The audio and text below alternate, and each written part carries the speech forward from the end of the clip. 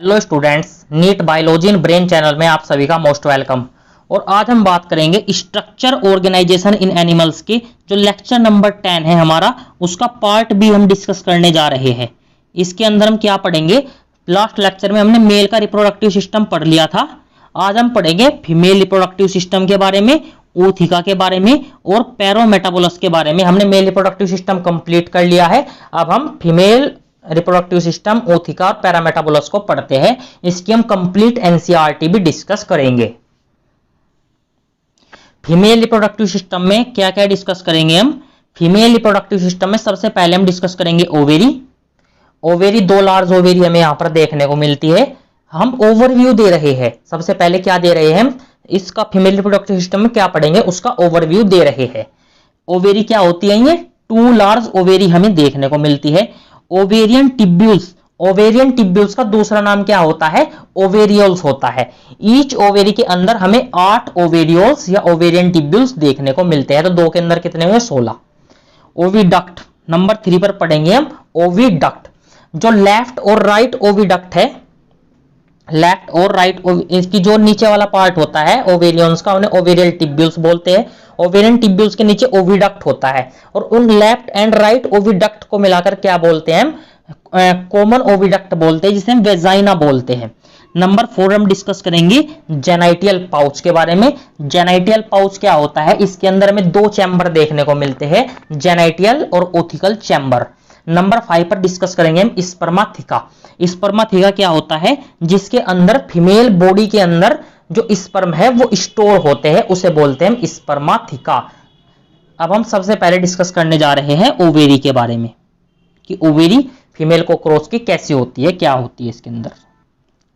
जो female reproductive system होता है, जो कॉकरोच का फीमेल रिप्रोडक्टिव सिस्टम होता है, उसके अंदर हमें 2 लार्ज ओवेरी देखने को मिलती है। कैसी?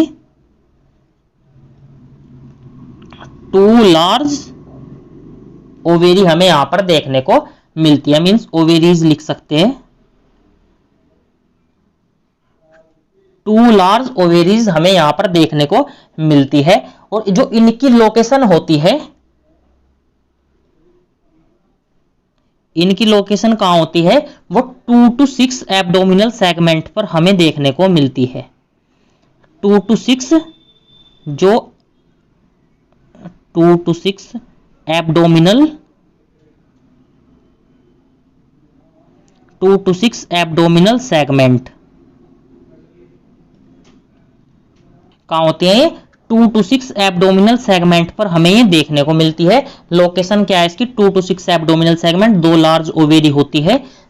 और इसके जो हमने मेल रिप्रोडक्टिव सिस्टम के अंदर टेस्टिस की जो लोकेशन बताई थी वो क्या थी? वो थी 4 to 6 एब्डोमिनल सेगमेंट। अब एनसीईआरटी का जो डायग्राम है वो हम देख लेते हैं कहां पे होती है। आप डायग्राम के अंदर जो मैं फिलहाल मार्क कर रहा हूं, केवल उस पर गौर कीजिए और सब कुछ भूल जाइए क्या लिखा है इसके अंदर क्या नहीं। तो हम सबसे पहले डिस्कस किया हमने भी ओवेरी। ये क्या है हमारी?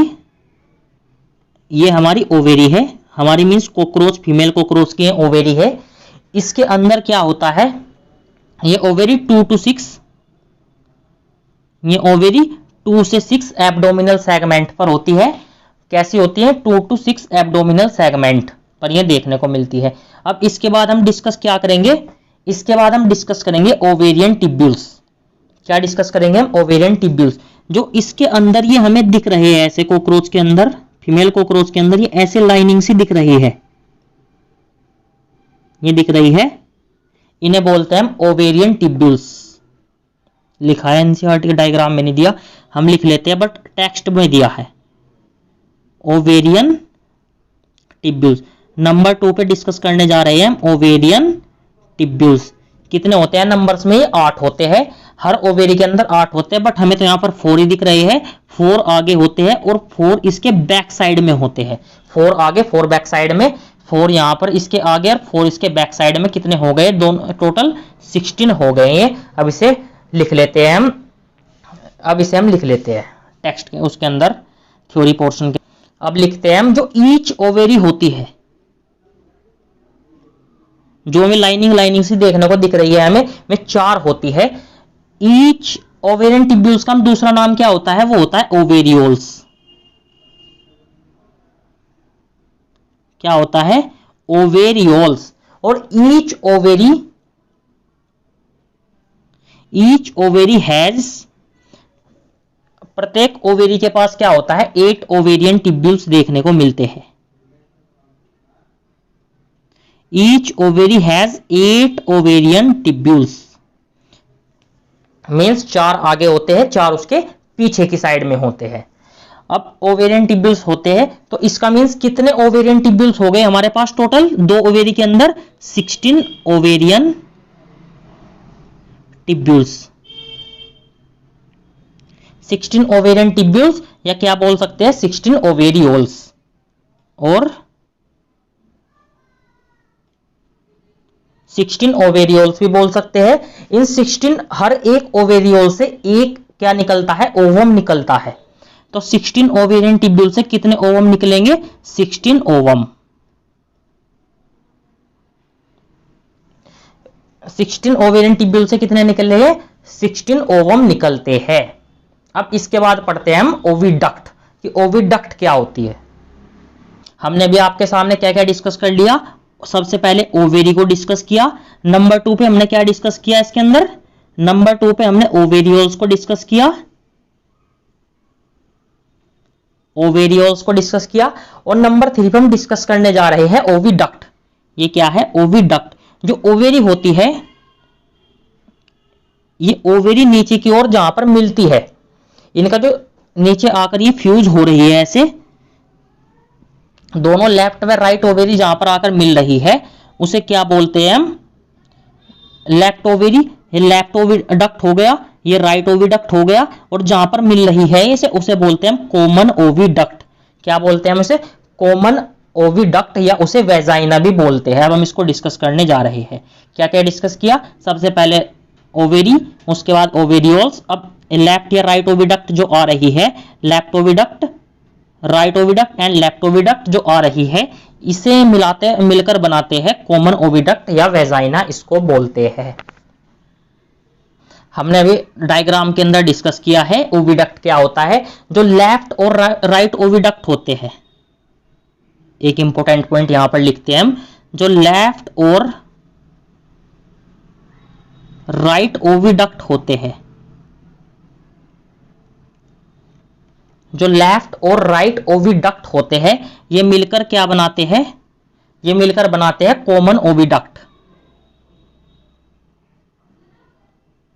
ये मिलकर बनाते हैं कॉमन ओविडक्ट, जिसे बोलते हैं हम वेजाइना।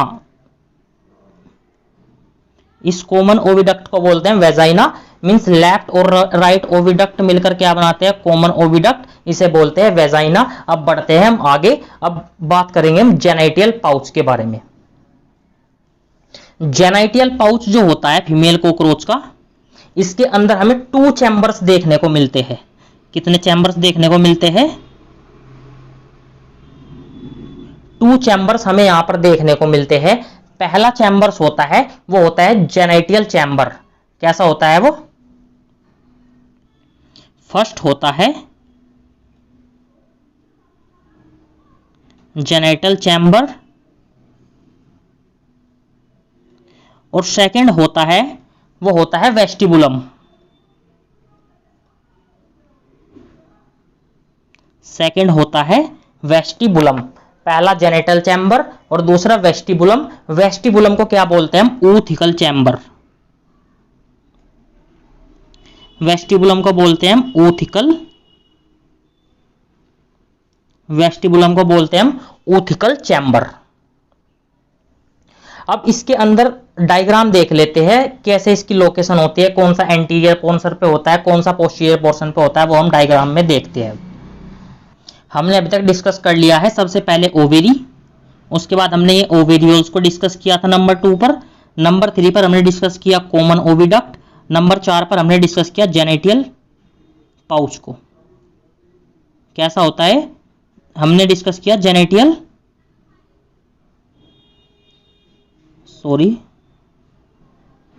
क्या डिस्कस किया हमने? जेनेटियल पाउच को हमने डिस्कस किया।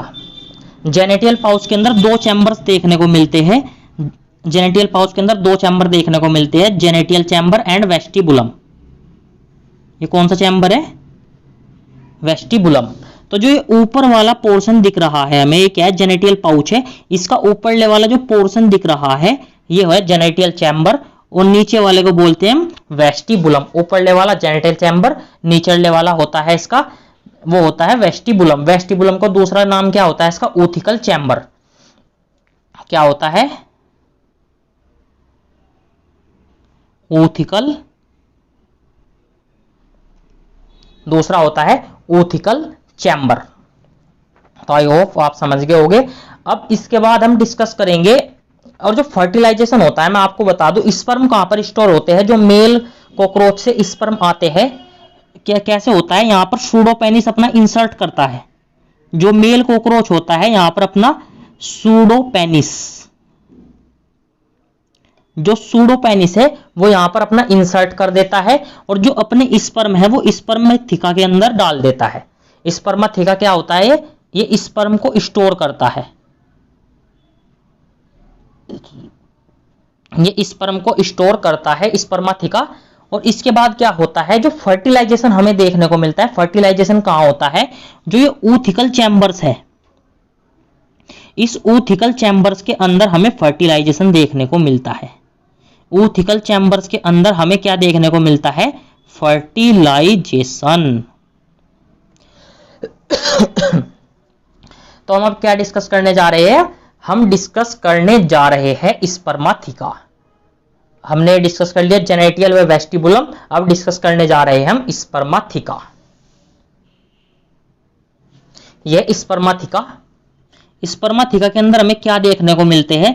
जो स्पर्म आते हैं मेल कॉकरोच से, जो स्पर्म होते हैं वो स्पर्म स्टोर हो जाते हैं इसके अंदर। स्पर्म क्या होते हैं? इसके अंदर स्टोर होते हैं। जो मेल कॉकरोच से जो स्पर्म आते हैं वो स्टोर हो जाते हैं, और इसके अंदर क्या होता है? जो कहां देखने को मिलता है? जो 6th सेगमेंट पर हमें देखने को मिलता है, 6th सेगमेंट पर ये देखने को मिलता है।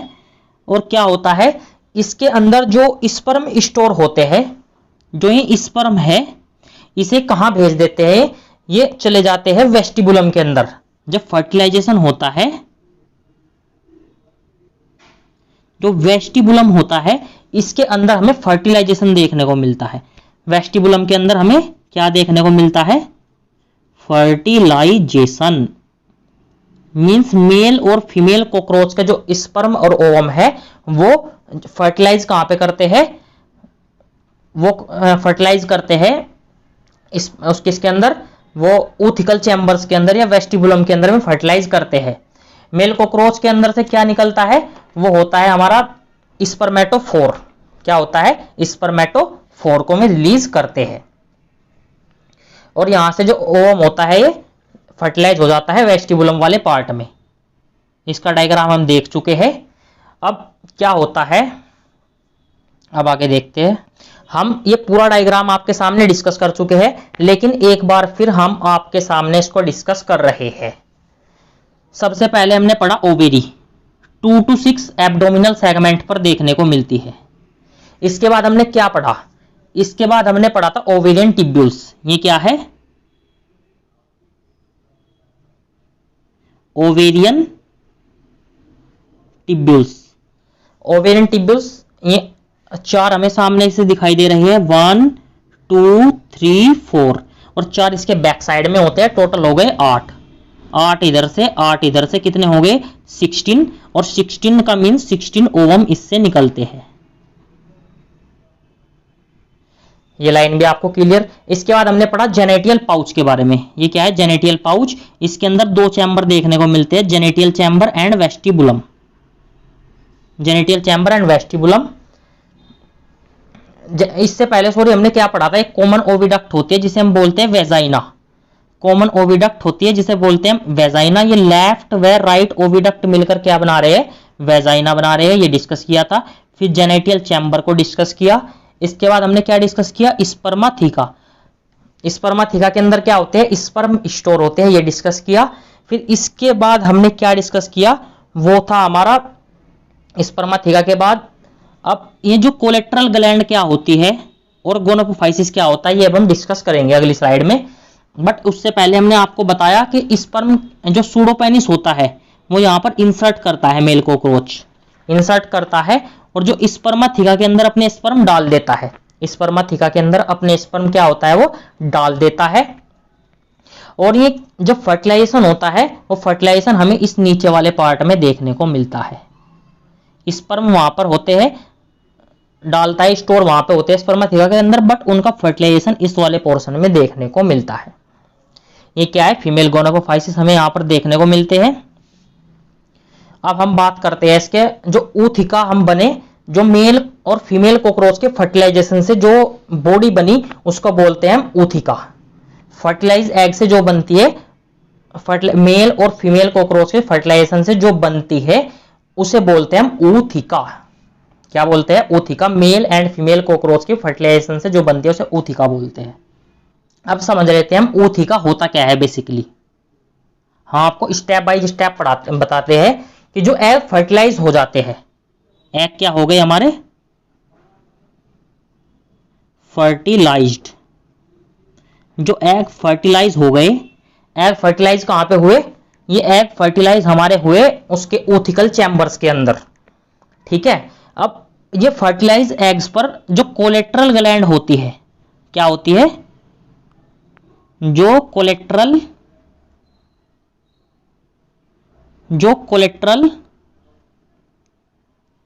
ग्लैंड होती है, ये कोलेट्रल ग्लैंड एक फ्लूइड सीक्रेट करती है। ये कोलेट्रल ग्लैंड एक फ्लूइड सीक्रेट करती है। इसकी हेल्प से जो फर्टिलाइज एग होते हैं, जो ये फर्टिलाइज्ड एग होते हैं, ये क्या हो जाते हैं, ड्राइज हो जाते हैं। ड्राइज हो जाते हैं और ये इनकेज बना लेते हैं। इनकेज मींस इसके ऊपर ये कवरिंग बना लेते हैं, ड्राइज हो जाते हैं एंड फॉर्म इनकेज। इनकेज मींस ये कवरिंग बना लेते हैं इसके ऊपर। और अब क्या जो बॉडी बनती है, जो स्ट्रक्चर बनती है, उसे बोलते हैं हम ऊथिका। क्या बताया हमने आपको, एग फर्टिलाइज हो गया, जो क्या था हमारा जो स्पर्मेटोफोर है, स्पर्मेटोफोर ने जो इसके जो ओवा थे उसको फर्टिलाइज कर दिया है। कहां पर, ऊथिकल चैम्बर्स के अंदर एग फर्टिलाइज हो गया है। एग फर्टिलाइज हो गया है। अब क्या होता है, इस पर कोलेट्रल ग्लैंड क्या करती है, कोलेट्रल ग्लैंड एक फ्लूइड को सीक्रेट करती है। कोलेट्रल ग्लैंड फ्लूइड को सीक्रेट करती है और ये क्या होते हैं, इस फ्लूइड से क्या होते हैं, जो फर्टिलाइज एग होते हैं वे ड्राइज हो जाते हैं, ड्राइज फॉर्म में चले जाते हैं। इसके ऊपर हमें इनकेज देखने को मिलता है, मींस नंबर ऑफ लेयर्स हमें यहां पर देखने को मिलती है। ये ड्राइज हो जाता है, एक कवरिंग बना लेते हैं और इससे जो ये पूरी इसके बाद स्ट्रक्चर बनती है उसे बोलते हैं हम ऊथिका। उसे क्या बोलते हैं, ऊथिका। जो ऊथिका होता है, ऊथिका कैसे बना, मेल फीमेल जो मेल फीमेल के ओवम और उससे बना है ये जो स्पर्मेटोफोर है उसके फर्टिलाइजेशन से बना है, एग के और स्पर्मेटोफोर के फर्टिलाइजेशन से ड्राइज अप होने पर। अब क्या होता है, इसका कलर कैसा होता है, वो डार्क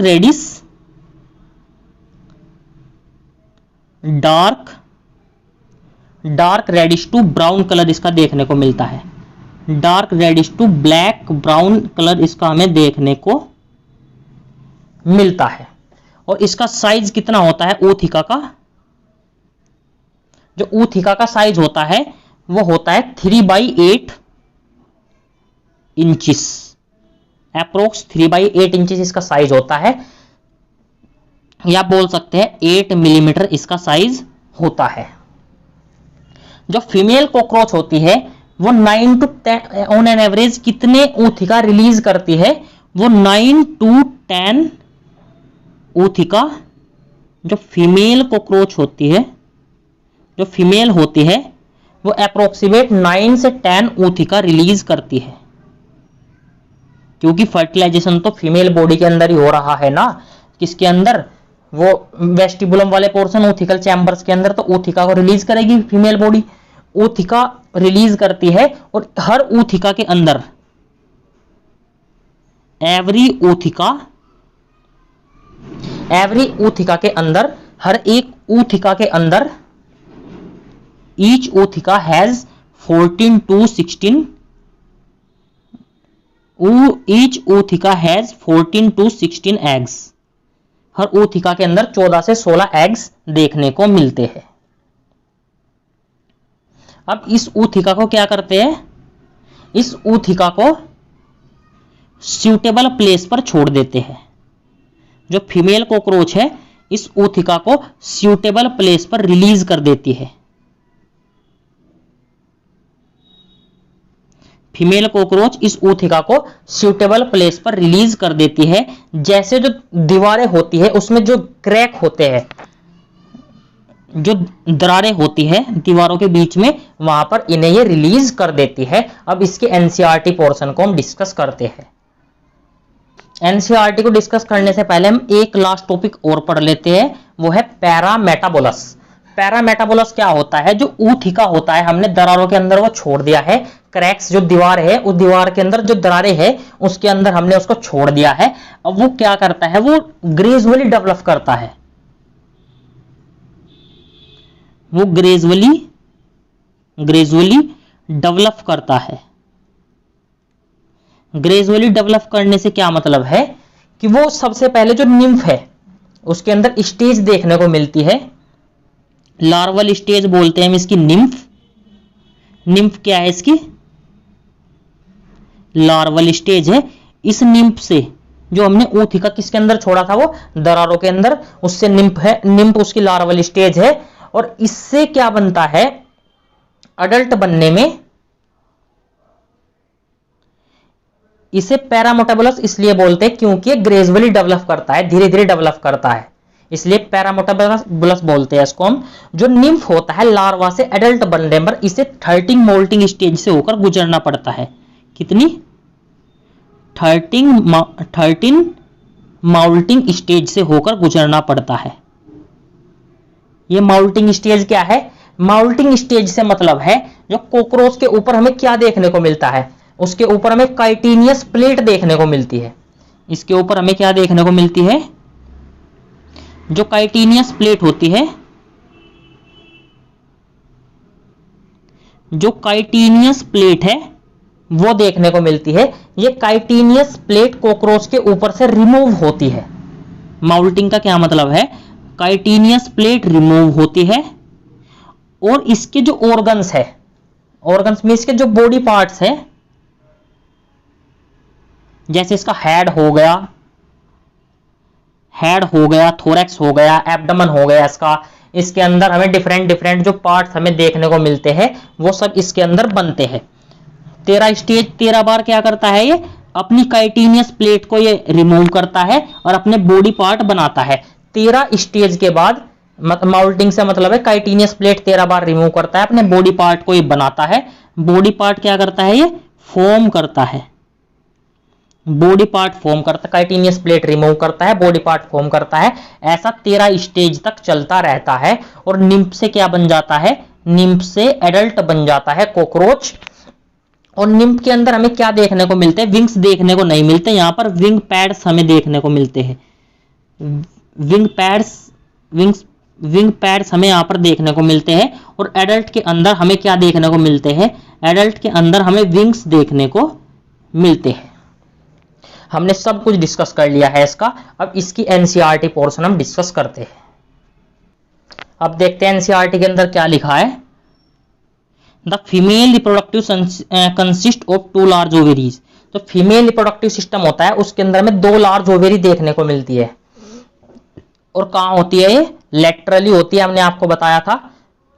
2 to 6 एब्डोमिनल सेगमेंट पर हमें देखने को मिलती है। Each ovary is form by A 8 ovarian tubules या ओवेरियोल्स। हमने बताया था दोनों के अंदर क्या होते हैं, ऐसी जो हमें लेयर्स, हमें ऐसी स्ट्रक्चर हमें देखने को मिलती है, 4 आगे की ओर 4 पीछे की ओर, तो कितनी हो गई 8। और दोनों के अंदर 8 8 16 हमें देखने को मिलती है। 2 ओवेरी होती है, 1 2, 8 इसके अंदर 8 इसके अंदर, 16 हमें ऐसे देखने को मिलती है। Each ovary is form by 8 ओवेरियोल्स या ovarian tubules containing A chain of developing ओवा। इसके अंदर हमें ओवम कैसे डेवलप होता है उसकी पूरी की पूरी चेन यहाँ पर देखने को मिलती है।